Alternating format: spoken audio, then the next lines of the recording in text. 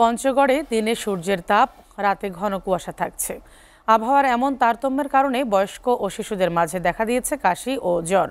হাসপাতালগুলোতে বাড়ছে রোগীর ভিড়।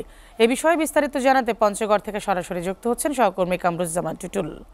টুটুল, কি অবস্থা দেখছেন আপনি ওখানে? শিশু এবং বৃদ্ধদের আমরা যে রোগীদের কথা বলছিলাম, কি অবস্থা এখন বিস্তারিত জানাবেন।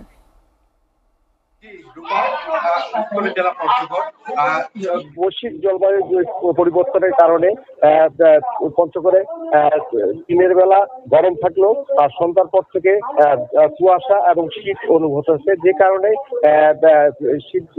হাসপাতালগুলোতে বাড়ছে সর্দি, কাশি, ডায়রিয়া, নিউমোনিয়ার কারণে রোগীর সংখ্যা বেড়েছে। আমি এই মুহূর্তে রয়েছি পঞ্চগড় আধুনিক সদর হাসপাতালে। আমি একটু আপনাকে দেখাতে চাই আমার পিছনে যে রোগীর সংখ্যা তা দেখাতে চাই।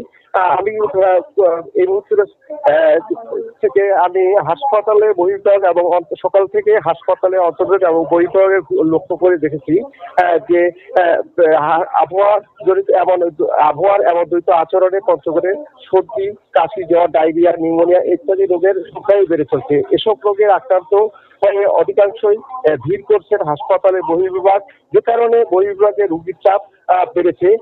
এছাড়া হাসপাতালে অন্তর্বিভাগের পর্যাপ্ত বেড না পাওয়ায় আপনি দেখতেছেন যে অসুস্থ রোগীরা অধিকাংশই হাসপাতালে মেঝে এবং বারান্দায় তাদের ঠাঁই হয়েছে। আমি কথা বলেছি পঞ্চগড় আধুনিক সদর হাসপাতালের চিকিৎসক ডাক্তার আবু সাহেবের সঙ্গে। তিনি আমাকে জানিয়েছেন যে বিরূপ আবহাওয়ায় জেলা দ্বৈত আচরণে যে আবহাওয়ার বিরাজ করছে তাতে শিশু এবং বয়স্করা অভিযোগ করতে না পারায় কিন্তু এতে তারা শীতকালীন সময়ে যেসব রোগ দেখা দেয় বর্তমান সময়ে এই অবস্থা বিরাজ করছে এদিকে পঞ্চগড়ে।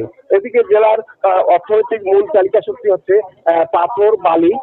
এইসব কারণে পঞ্চগড়ের শত শত ট্রাক যাতায়াত করে রাস্তায় ধুলার দুই পাশে ধুলার স্তর জমে যায়, কিন্তু কাশ, সর্দি রোগের সংখ্যা বাড়তেছে। আমি জেলার স্থানীয় লোকজনের সঙ্গে কথা বলছি, তারা আমাকে জানিয়েছে যে জেলার 200-250 শয্যা বিশিষ্ট যে হাসপাতাল রয়েছে সেই হাসপাতালটি প্রতিকূল আবহাওয়ায় বিভিন্ন রোগে আক্রান্ত হওয়া লোকজনের তাদের কাঙ্ক্ষিত সেবা পাচ্ছে না। পর্যাপ্ত চিকিৎসক না থাকার কারণে তারা পার্শ্ববর্তী জেলা ঠাকুরগাঁ, দিনাজপুর, রংপুর চিকিৎসা নিচ্ছেন।